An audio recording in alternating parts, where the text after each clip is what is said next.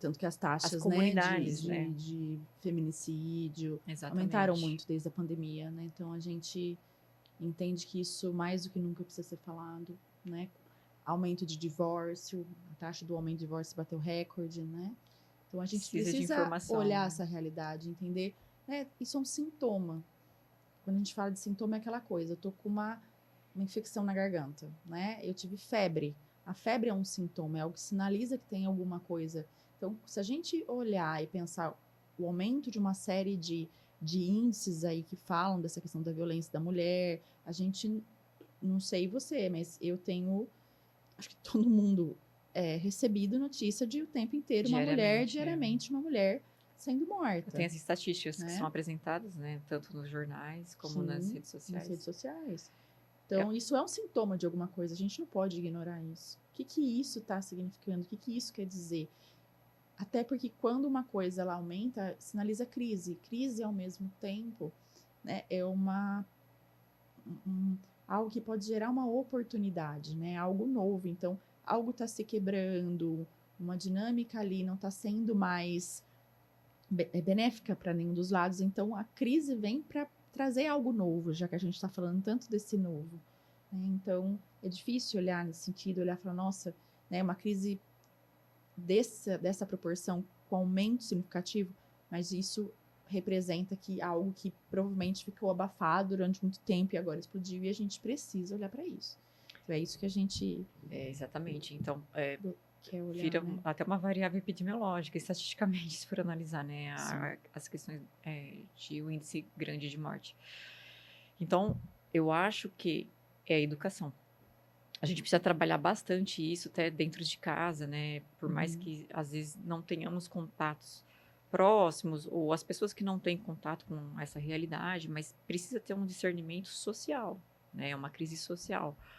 Ah, não vai me afetar. Afeta todos de uma forma indiretamente, né? Porque como que você vai explicar para o teu filho, olha, aumentou a estatística sobre abuso, sobre violência, né? Sim. Na nossa geração, talvez a gente não tinha tanta mídia, Não né? tinha. Então a gente não, de uma certa forma, a gente não tinha tantas, não falar que a gente era protegido, mas a gente não tinha tantas notícias vindo até nós sobre isso. Sim. Ou até cidades pequenas, qualquer pessoa que morresse, todo mundo, ai, morreu de velhice, era uma coisa natural, né? Então, hoje a gente tem outras estatísticas de mortes, mas essa é uma coisa que está chamando a atenção, né? E se você for ver jornais, tá quase todo dia a luz piscando ali, né, sobre isso. Sim.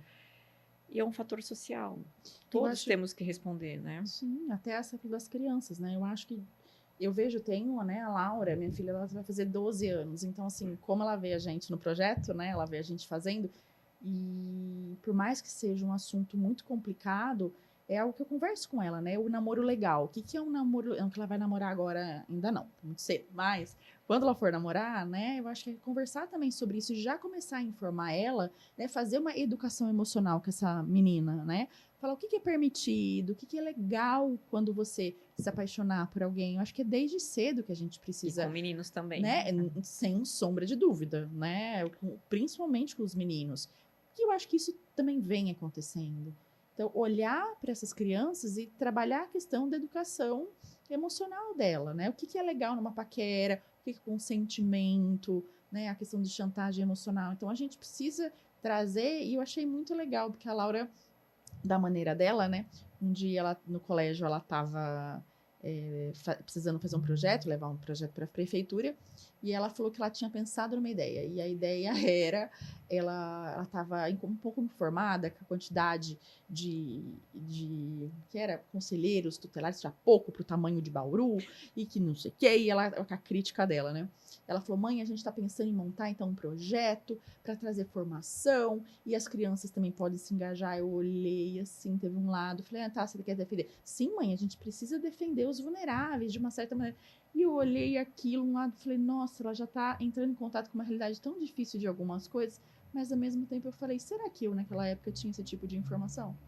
Né? Não. Então, ao mesmo tempo, é interessante ela já ter em contato, claro, dentro do saudável, não expor ela a essas situações, mas ela já olhar para isso com outro olhar de, olha, isso, né, a gente tem o direito de se defender. E ela, né, aí eu olhei e falei, que de peixinho, peixinho não tem jeito, né? A história de um fruto não cai longe do pé.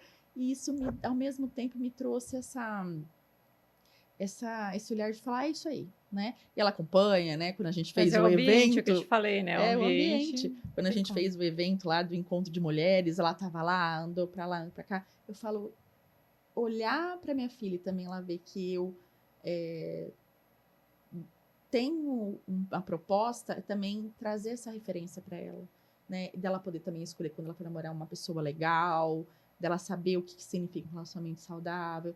Eu acho que a gente tem tanto tipo de educação, né? A gente também tem que ter educação emocional desde muito cedo, porque eu acho que isso é preventivo, não só interventivo. A gente tem essa cultura só muito do interventivo, né? A gente precisa ter essa cultura do preventivo também em relação a isso. Isso a gente também quer fazer.